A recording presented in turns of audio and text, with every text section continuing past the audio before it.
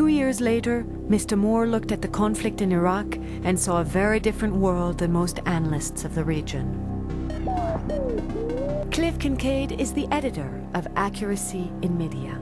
Michael Moore on his own website had compared the Iraqi terrorists killing our own troops to our ancestors in the Revolutionary War.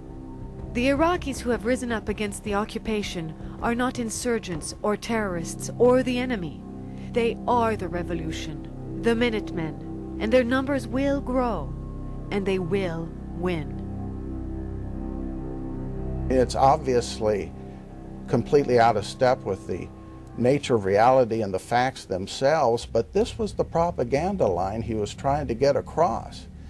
Because I think, in the final analysis, he was not only trying to defeat President Bush with this film, but he wanted the United States to lose in Iraq. He wanted the terrorists to win.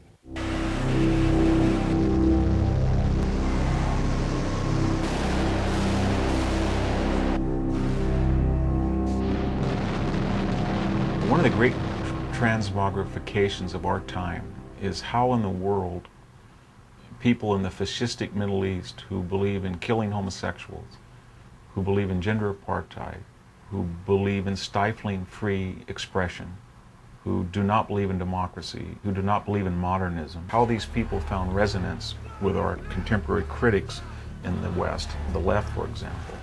And that's been very disheartening to see how the American left can turn their enormous engine, cultural engine of so-called soft power, whether it's the New York Times, National Public Radio, magazines, and take that effort to rehabilitate people who, by any standard, are to the right of Hitler.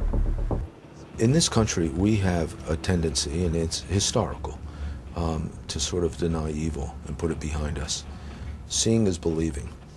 To get to go to Iraq and witness the just devastated infrastructure, not by the war, but by Saddam, his failure to provide for his own people, to visit the mass graves, to watch the Iraqis digging up their own people, hundreds of thousands of people that were missing for over the last 30 years, to watch the videos of the Mukhabarat and the intelligence services conduct their interviews and interrogations and basically blow people up, standing on film, put grenades in their pockets, pull the pins, turn them upside down and beat them on their feet until they die from shock. I watched day after day things like that appear. And then you think about the man that ran that country. In the 1990s, American power was the only instrument capable of stopping the carnage of the Bosnian War. A decade later, forensic scientists are still fighting to recover the bodies of Bosnia's 30,000 missing people. There are 10 times that number missing in Iraq today, and the forensic work has barely begun. أبناء شعبنا الكرد العزيز شمال الوطن فقلنا للتأكد أكثر أنه نحفر أكثر من جثة قد يكون مثلا واحد بالملابس فاستخرجنا من متر واحد 14 جثة كلها زي كرد موحد. المقبرة مثل ما أشوف بدايتها من هذا التل وتنتهي بآخر شبيك العدن النهار. Even now in the Jordan Times newspaper, big article denying the existence of mass graves. And that's a problem. So no one was willing to listen to them or believe them, and if they did, they still will not acknowledge it. I don't think scars ever really heal in a lifetime. You know, the Holocaust still echoes down the history, down the decades.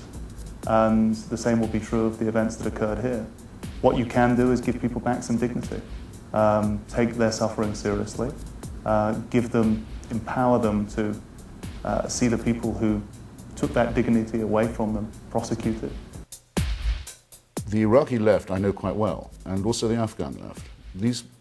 They're quite strong, these parties, and they have, or did have, at certain points in their life, quite useful and brave women's organizations, labor union groups, and so forth. They put up a fair fight for a better society in Iraq and Afghanistan.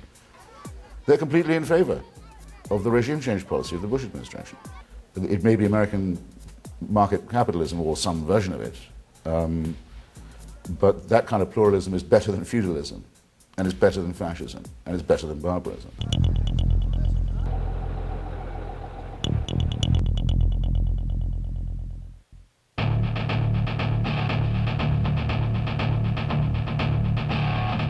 Back to Iraq. These are the men of 3 Commando Royal Marines. They guard the critical port of Qasr, Iraq's economic lifeline to the world. The immediate aim was to secure the oil infrastructure, which of course the future prosperity of this country depends on, and that was achieved successfully. The British government has pledged nearly $1 billion in aid to the people of southern Iraq. The British Army has established local councils to replace the tyranny of the Ba'ath Party. They've rebuilt homes, schools, hospitals. It mirrors the far larger and far more difficult fight being waged by American forces in central and northern Iraq. These ships will be able to bring in food, medicines, and other material to help the people whom I feel they need it very badly. What do you think of America and the British and what they're doing? They are freeing Iraq now. Iraq and the Iraqi people. They lost too much blood for our freedom. And for that we are very thankful. Very thankful, really. Very grateful. They've built bridges, water supplies, power plants. They have just finished reviving the school texts that were 50 years outdated.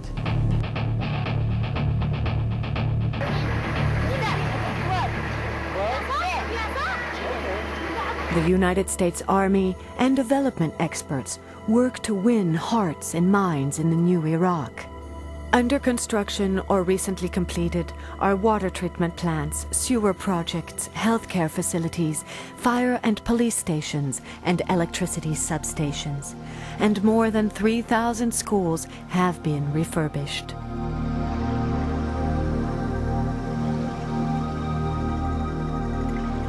Is this the start of an all-out offensive? I have to laugh when you say all-out offensive. We've been playing patty cake with these insurgents. We have not begun to do offensive operations, and the world will see that when we do. The Battle for Fallujah. In November 2004, the United States Marine Corps launched a huge offensive and stormed this city, a major stronghold of the insurgency in Iraq. Dozens of Marines died in the fight, and more than 1,000 insurgents were killed. Fallujah revealed some important truths about the battle for Iraq. America's enemies were not the freedom fighters lionized by some of those on the American left. Instead, the U.S. Marines faced a hornet's nest of murderers, kidnappers, and religious fanatics. Muslims sworn to a merciless campaign of violence against anyone trying to build a civilized state in the heart of the Middle East. And the Marines who slogged through the dusty streets of this city were not the pampered, lazy Westerners that radical Islamists had dreamed of. They were motivated, determined, and they were ruthlessly efficient. It's important that we keep the battle here as opposed to it, in our homeland, going to our homeland, but also because we need to carry out this mission. We need to free this country, and it can't be free with insurgents here. So not only are we here, but we're also here to liberate these people, to provide them aid, and to protect them from these insurgents who don't want democracy in this country. Security, go, 2 minutes, get it.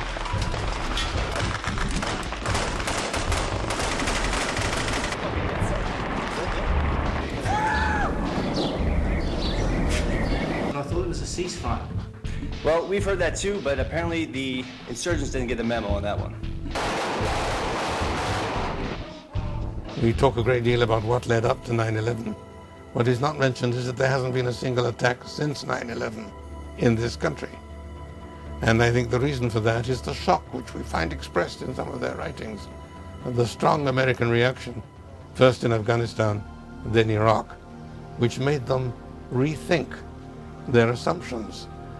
We're doing good things here. I mean, we've definitely created a good starting point for the Iraqi government to come back into Fallujah and to start over again here. We've cleaned up a lot of the city, got a lot of weapons out, got a lot of insurgents out, a lot of the foreign guys, both killed and detained and sent out. Getting intelligence from them. So they've definitely got an opportunity to take their country and build up from here.